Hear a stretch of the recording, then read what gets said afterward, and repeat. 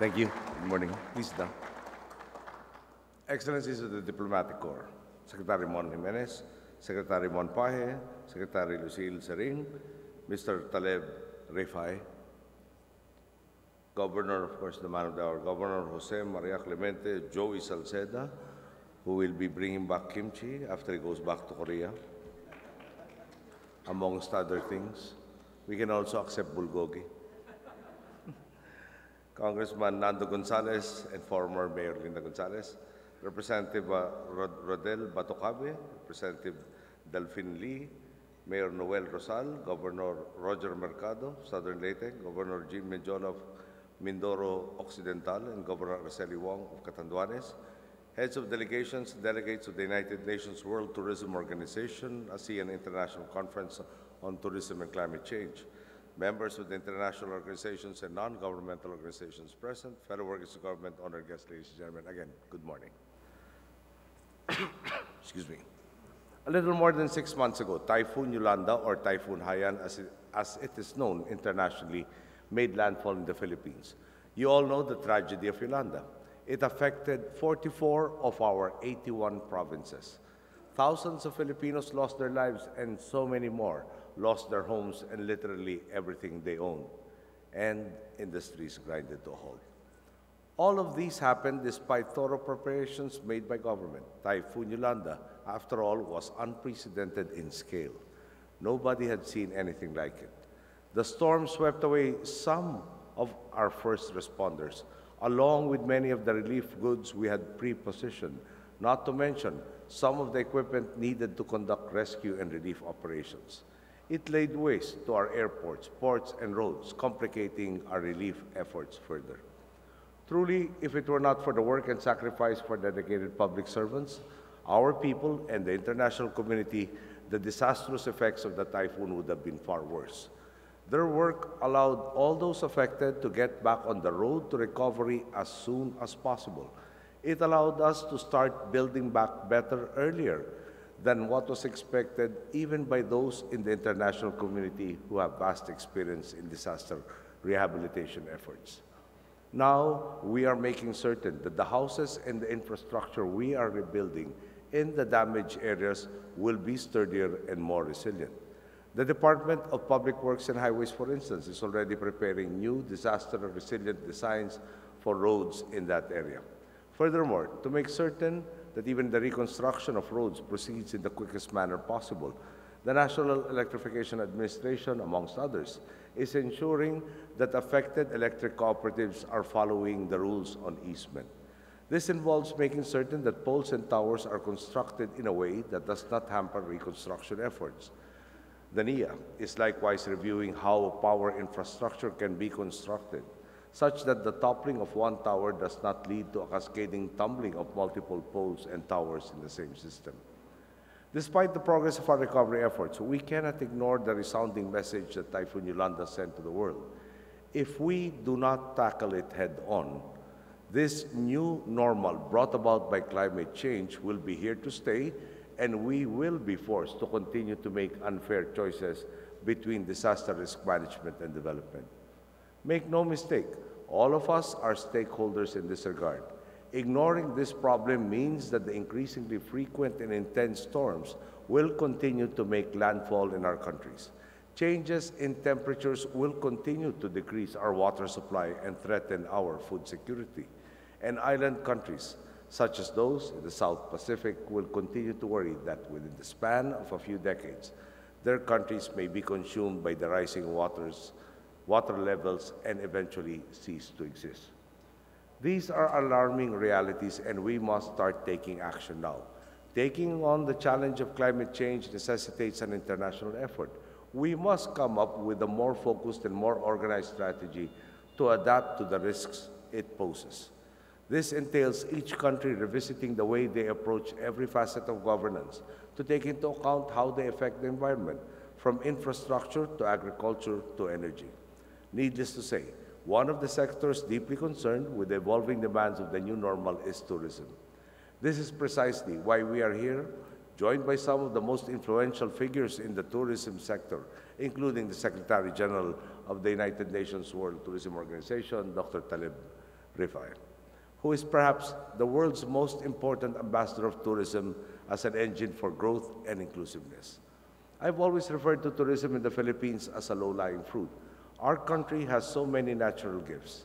In fact, I am told that if you look out some of the windows of this very hotel, you can see Mayon volcano, known around the world as the volcano with the most perfect cone. To be honest with you, it took me 5 trips to this area for Mayon volcano to reveal itself because it was always shrouded with clouds and fog every time I was here.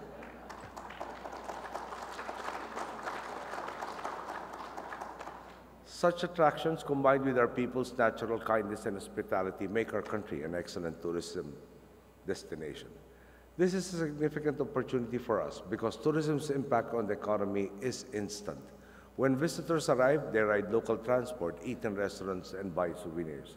On average, each international tourist that visits our country spends almost $1,000 during their stay here, and I'm told that this number is growing even higher. Moreover, jobs in tourism rarely require lengthy or specialized training, meaning that a wider range of Filipinos can capitalize on the opportunities it creates right away. This is why we have focused our development efforts on this sector, amongst others, and the early results are extremely encouraging. Just last year, we welcomed 4.68 million international tourists, nearly 10% higher than the previous year, and we remain committed to breaching the 10 million mark by the time my term ends in about 2 years and 1 month.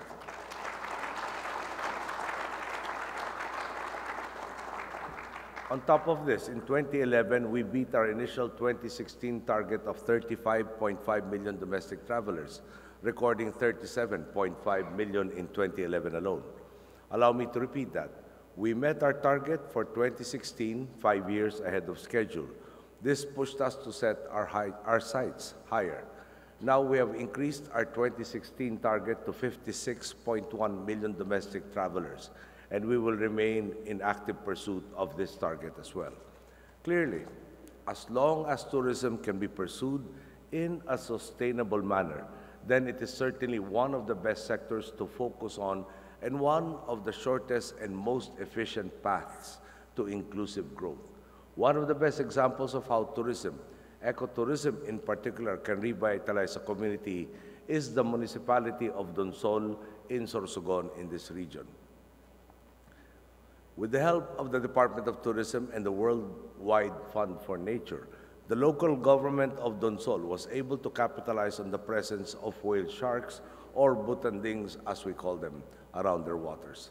Largely due to the economic and social benefits of the project, as well as the active participation of the local community, Donsol went from a 6th-class municipality to a 1st-class municipality in less than 5 years.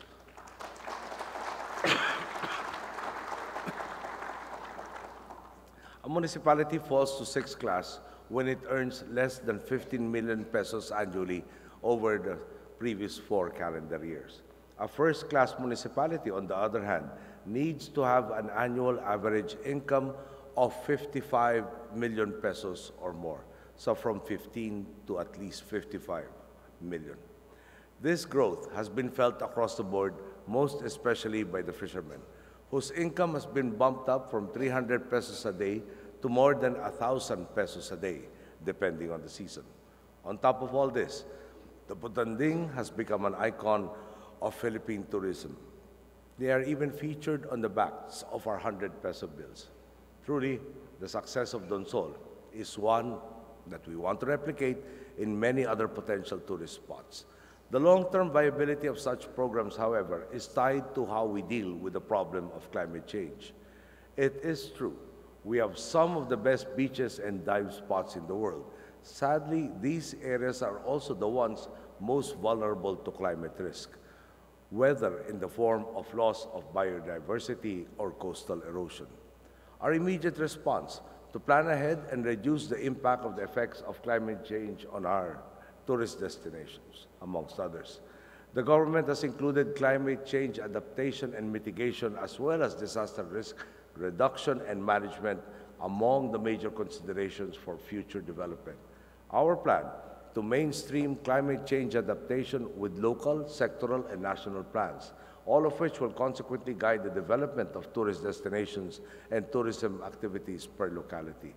With the increasing risks of climate change, this is something we encourage other ASEAN member countries as well as countries around the world to look into. Of course, we must also address the problem in the long term by striking a productive, sustainable balance as regards our reliance on fossil fuels. We have taken significant steps in this regard. For instance, we have introduced incentives that promote private sector investments in renewable energy projects. This initiative has borne fruit. In fact, I was just in Negros Occidental last week to inaugurate the 22 megawatt San Carlos solar energy plant, the first large-scale commercial solar plant in the country. This is a major step in expanding our country's energy mix and limiting the devastating effects of overdependence on traditional energy sources. To truly fix the problem, however, efforts such as this cannot come from just one country. This responsibility falls on the shoulders of every person, community, city, and nation, especially the ones that contribute a comparatively high amount of greenhouse gas emissions. I am hopeful that through conferences like this, we can continue to share ideas, new technologies, and best practices with one another and bring our region and our world closer to adapting to and mitigating the effects of the new normal. Indeed, these gatherings will be vital in responding to this issue. Climate change is real. It is a threat, not simply to our industries or to our economies. It is a grave threat to all our peoples. The sooner we move on a more united front, and the sooner we agree on a systematic, concerted effort to address the problem, the sooner we can make a more profound impact on changing the effects of climate change. Thus, I invite you all, let us work even closer together. Let us begin turning the situation around before it even gets worse. And let us endeavor to leave behind the world still teeming with opportunities, one that is without doubt better than how we found it. Thank you and good day.